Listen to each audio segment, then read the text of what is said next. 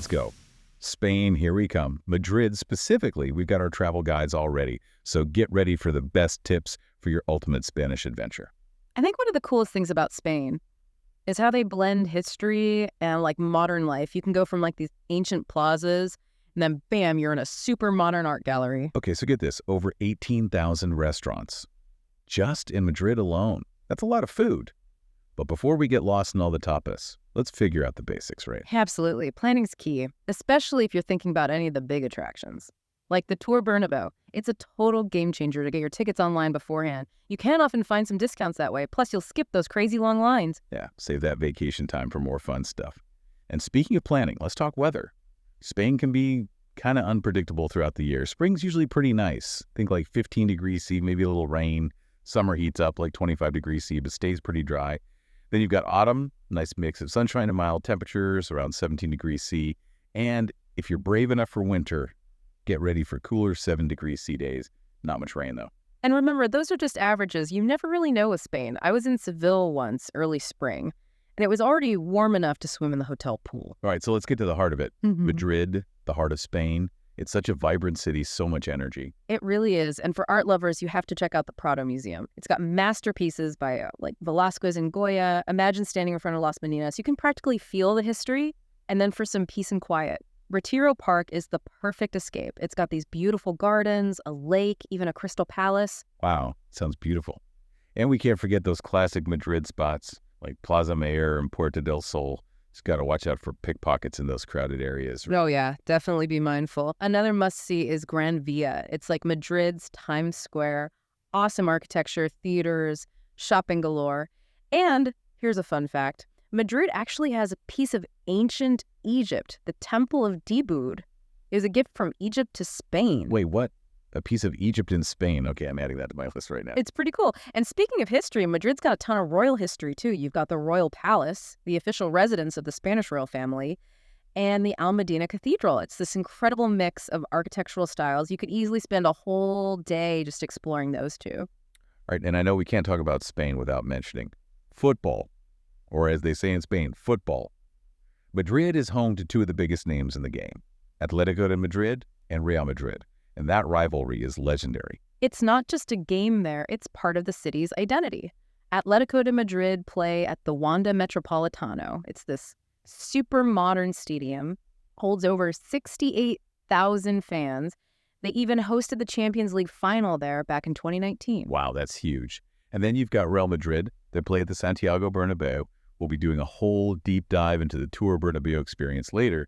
But let me tell you, it's an absolute must for any football fan. It really is. It's like a living museum of football history. You can practically feel the energy of all those legendary matches. And whether you're rooting for Atletico or Real Madrid, make sure you book those tickets way in advance. Especially if you're trying to see the Madrid Derby. Oh, yeah. The Madrid Derby. The whole city goes crazy for that one. Even if you can't get tickets, just being in Madrid during Derby Day is an experience. All right, so I think it's time we talk about food. Get ready for a culinary journey because Madrid's food scene is incredible. Remember those 18,000 restaurants we talked about? You can spend your whole trip just eating. And the tapas culture is a must-try. It's not just about the food, it's about the whole experience. Hopping from bar to bar, sharing small plates, soaking up the atmosphere. That sounds amazing. What are some must-try tapas? Well, you got to try patatas bravas, those crispy fried potatoes with the spicy sauce, and of course, jamón ibérico, that melt-in-your-mouth cured ham. Okay, I'm writing this down. Patatas bravas and jamón ibérico. Check. If you want a full culinary immersion, head to Mercado de San Miguel. It's this amazing market, overflowing with fresh produce and ready-to-eat food. A feast for the senses, for sure. It's all about the senses in Spain. And we can't forget the drinks. Spain's known for its wines, right? Oh, yeah, definitely. Gotta try a Rioja or a Ribera del Duero. And sangria is always a good choice for something refreshing. Sangria it is. They also have a really cool craft beer scene, if that's more your thing. Or if you're really serious about drinks, check out some wine tastings or brewery tours. Sounds like a good time to me. So we've covered Madrid pretty well. But what about those hidden gems just outside the city? Definitely worth checking out. And Spain's public transport is so good. Book your train tickets online in advance for smooth sailing. Great tip. So where should we start? What are some of those must-see day trip destinations? I'm thinking Toledo, a medieval city straight out of a history book. Narrow cobblestone streets, stunning Well, architecture. Toledo's amazing. It's like stepping back in time. Definitely check out the Alcazar Fortress. It's got breathtaking views of the whole countryside. Breathtaking views. Got it. What about Segovia? I've heard it's famous for its Roman aqueduct. Oh, yeah. The Aqueduct of Segovia is a must-see, a true marvel of Roman engineering. You can walk right beneath it. And for all you Disney fans out there, Segovia's Alcazar Castle might look familiar. It's said to be one of the inspirations for Cinderella's castle. Now, that's a fun fact. Yeah. Okay, Toledo and Segovia are definitely on the list. What else? El Escorial. El Escorial is a unique place. It's a royal monastery, a palace, and a mausoleum, all in one. It's a UNESCO World Heritage Site. Definitely explore the royal chambers and the library. It's incredible. Wow, that's a lot of history in one place. Any other recommendations? Aranjuez is a great option. It's known for its beautiful royal gardens and palaces, a perfect place to relax and escape the city. Okay, so we've got Toledo, Segovia, El Escorial, and Aranjuez. 4 incredible day trip options from Madrid. What are some key things to keep in mind for those trips? Like I said, buy your tickets online. No one wants to wait in line on vacation. And take advantage of Spain's public transport. It's super efficient. Just check those train schedules in advance. Great advice. I think that's a pretty solid overview of Spain and Madrid. But of course, this is just the beginning. We'll be back to dive deeper into some of these amazing experiences. Up next, we're going to get up close and personal with Atletico de Madrid. We're heading to Territorio Atleti. And then we'll be stepping onto the hallowed ground of Real Madrid at the Santiago Bernabéu. So stick around. Our Spanish adventure continues. So we're ready to dive into the world of Atletico de Madrid. Get ready for some serious passion. We're talking Territorio Atleti, the heart and soul of the club. More than just a museum, right? Oh yeah, it's a full-on experience, a journey through the history and triumphs of Atletico. And it's all right there at their home stadium, the Wanda Metropolitano. Speaking of the stadium, you might hear it called a few different things. Estadio Metropolitano, Wanda Metropolitano, even Civitas Metropolitano. But no matter what you call it, it's an amazing arena. So what exactly can we expect inside Territorio Atleti? Imagine walking through a timeline of the club's history, from their humble beginnings in 1903, all the way to becoming the European football powerhouse they are today. That's a pretty incredible journey. Founded by those Basque students, inspired by Athletic Bilbao. That's right. And Territorio Atleti doesn't shy away from celebrating their victories. Get ready to see a ton of trophies, each one representing a moment of glory for the club. I bet that trophy room is pretty impressive. It's a sight to behold. But it's not just about looking at stuff. They have interactive exhibits, too. You can really immerse yourself in the world of Atletico. I heard they have a VR experience. They do. You can step into a virtual reality world and relive some of the club's most magical moments, like scoring the winning goal or making a game-saving stop. VR and trophies. Sign me up. And that's not all. There's also a stadium tour. Okay, now we're talking. You can walk through the players' locker room, the tunnel that leads onto the pitch, even peek into the president's box and the press room. Wow, behind-the-scenes access. Exactly. And when you finally step out onto that pitch, Ooh, tell me about that. it's something else. You can almost feel the roar of the crowd, the tension of the game, the energy of the players. That's what it's all about. What about for kids? Is there anything for them at Territorio Atleti? Of course, there's a special area just for kids called Desafio Kids. What is that? It's this fun game that tests their knowledge about the club. It's educational and entertaining. That's awesome. So they can learn about Atletico's history and values. Exactly. Speaking of learning, let's talk about visiting Territorio Atleti. First things first, book your tickets online, especially if you're going during peak season. Guarantees your entry, and you might get a discount. Solid advice. Always. And how do we get to the stadium? Easy peasy. The Wanda Metropolitano is super well connected to Madrid's public transport. Just hop on line 7 of the metro. Takes you right to the Estadio Metropolitano station just outside the stadium. Perfect. No need to worry about parking. Unless you're going on a non-match day, then there's free parking available. Good to know. What about visiting on match days? Any restrictions? Best to check the official website for the most up-to-date info, but usually you can still visit the museum and do the stadium tour. Some areas might be closed off, though. Makes sense? For security reasons. Yeah. Speaking of which, how's the accessibility? No worries there. The stadium and museum are designed with accessibility in mind. Elevators, ramps, accessible restrooms. They've made sure everyone can have a great experience. I love to hear that. It sounds like Territorio Atleti really embodies the spirit of Atletico de Madrid, a club known for resilience, passion, connection with their community. Absolutely. Even if you're not a diehard football fan, A visit to Territorio Atleti gives you a real feel for this iconic club. More than just a football team, it's a cultural institution.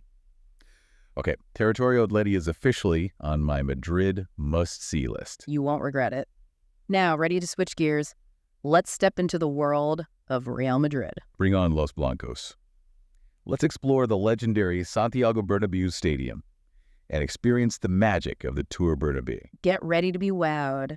The history, the grandeur, the passion, it all comes together at the Bernabéu. I heard they did a major renovation recently. What's new? It was always an impressive stadium, but this renovation took it to another level. They've seamlessly blended cutting-edge technology with the rich history of Real Madrid. So it's not just a facelift, it's a transformation. Exactly. They added a retractable roof so matches can be played in any weather.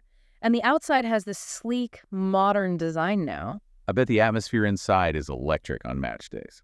It's truly something else, but even if you can't catch a live match. The Tour Bernabéu is the next best thing. Absolutely. It's like stepping into the heart of Real Madrid. So walk me through the tour. What are the highlights? You'll start with a panoramic view of the stadium from one of the upper levels. It's breathtaking, gives you a real sense of the scale of the Bernabéu. I can imagine just taking it all in. Then you'll head to the Real Madrid Museum. This is where the history of Los Blancos comes alive. All those Champions League trophies, I assume. Oh, you better believe it. The trophy room is a sight to behold. Each trophy tells a story of triumph. Incredible. The museum does a great job of explaining the context behind each trophy. You'll learn about the legendary players, the exciting matches, the moments that have become part of the club's history. I'm already feeling that sense of history. Could you take pictures with the trophies? You sure can. You can even get a picture with a replica of the latest Champions League trophy. Yeah, that's a souvenir I would love. What else is in store? Well, the museum takes you on a journey through Real Madrid's history, from their humble beginnings in 1902 to becoming the global footballing giant they are today. It's amazing how much the game has changed over the years. You'll see how the jerseys have changed, the crests. You'll learn about the players who have worn that famous white shirt. I'm picturing walls filled with photos and memorabilia. You won't be disappointed. They have an impressive collection of jerseys, boots, personal items from players like Alfredo Di Stefano, Ferenc Puskás, Raúl González, even Cristiano Ronaldo. Wow. A true Hall of Famer. And it's not just about the men's team. They have a whole section dedicated to the history of Real Madrid's women's team. That's great. It's important to recognize their achievements, too. And let's not forget about Real Madrid's basketball team. They're one of the most successful in Europe. The museum has a section dedicated to their history as well. A true celebration of all things Real Madrid. But eventually, we have to leave the museum and see the stadium itself, right? Of course. After the museum, you get to experience the stadium from a player's perspective. This is the part I've been waiting for. Stepping onto that legendary pitch. Imagine walking through the tunnel, emerging onto the field, the roar of the crowd, the lights. I can feel the adrenaline pumping already. You can sit on the player's bench, take in the view of the pitch and the stands. It's easy to see why they call it the cathedral. And the tour shows you how the Bernabéu is always evolving. You'll see how they transform the stadium, including that innovative system that allows them to move the grass pitch. Wait, what? A movable pitch? It's pretty amazing. They can retract the pitch and store it in a climate-controlled environment beneath the stadium. So they can hold other events without damaging the grass. Exactly. It's a multi-purpose venue now. Yeah. Concerts, conferences, all sorts of events. So innovative. The Tour Bernabéu really showcases all these innovations. What about the kids? Anything to keep them entertained. Of course. There is a special children's area on the 7th floor. They can learn about Real Madrid in a fun and interactive way. Sounds like a great experience for the whole family. And no Tour Bernabéu experience is complete without a visit to the official Real Madrid store. I was hoping you'd mention that. It's a Real Madrid fan's dream. Jerseys, scarves, keychains, phone cases, you name it. I can already see myself buying way too much stuff. Just make sure you have room in your suitcase. Okay, let's talk about some practical tips for the Tour Bernabéu. First things first, book those tickets online. Especially during peak season, tours can sell out fast. Booking online guarantees your spot, and you might even get a better price. Always good advice. What's the best way to get to the stadium? The metro is your best bet. Line 10 takes you right to the Santiago Bernabéu station. Super convenient. What about the dress code? Anything we should know? No need to dress up. Just wear comfortable clothes and shoes. You'll be doing a lot of walking. Good point. What about food and drinks? Can we bring our own snacks? Usually they don't allow outside food and drinks, but they have cafes and kiosks inside where you can buy stuff.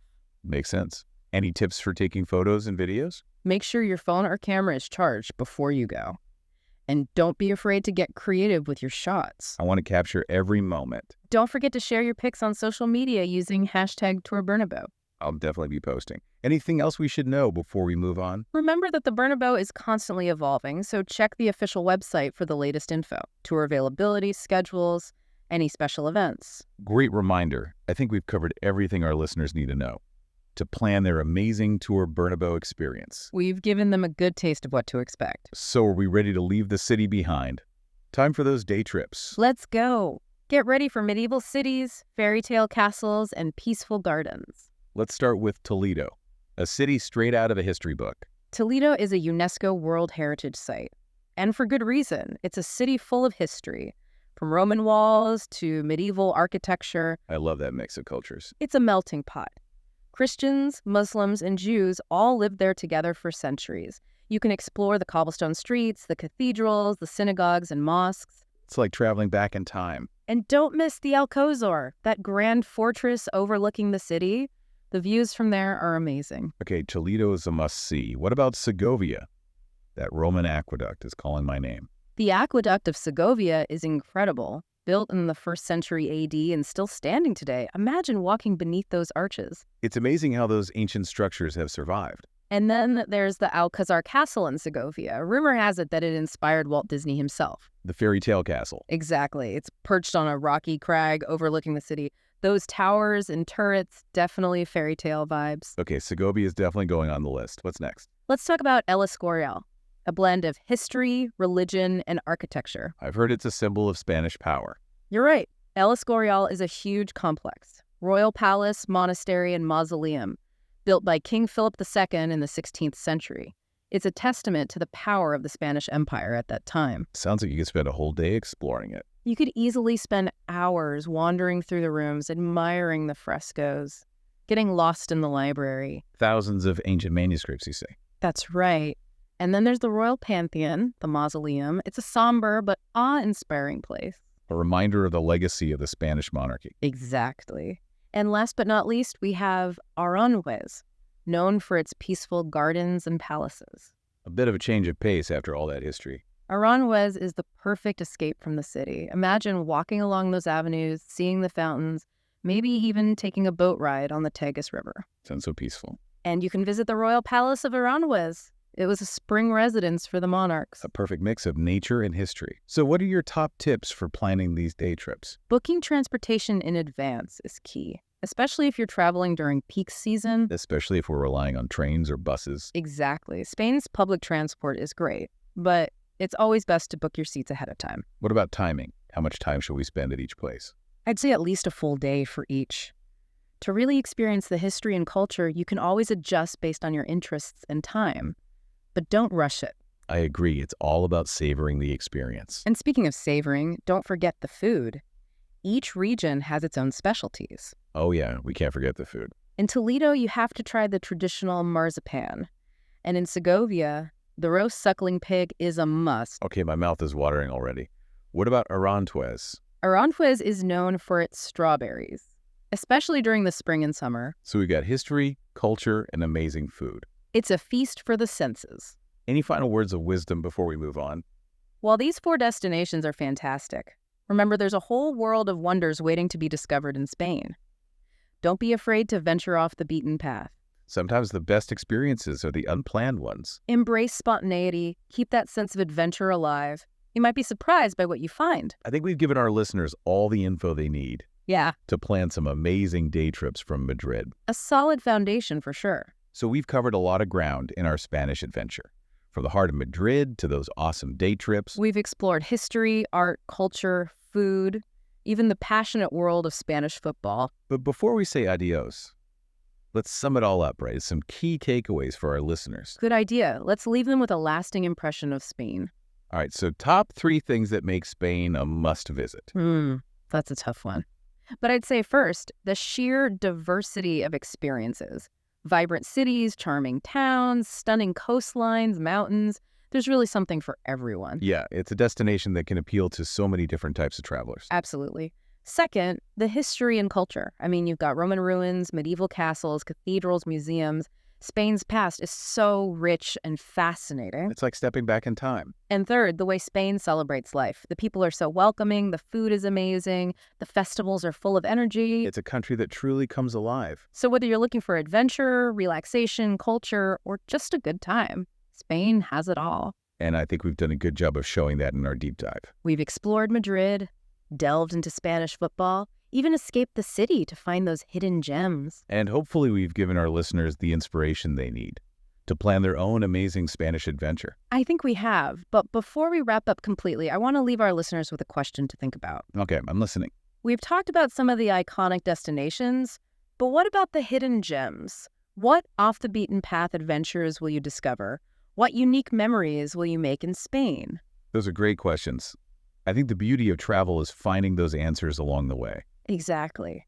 So embrace the unknown, stay curious, and let Spain surprise you. I love that. I think that's the perfect note to end on. We hope you've enjoyed our deep dive into Spain and Madrid, and we hope you feel inspired to experience this amazing country for yourselves. Thank you for joining us, and until next time, happy travels.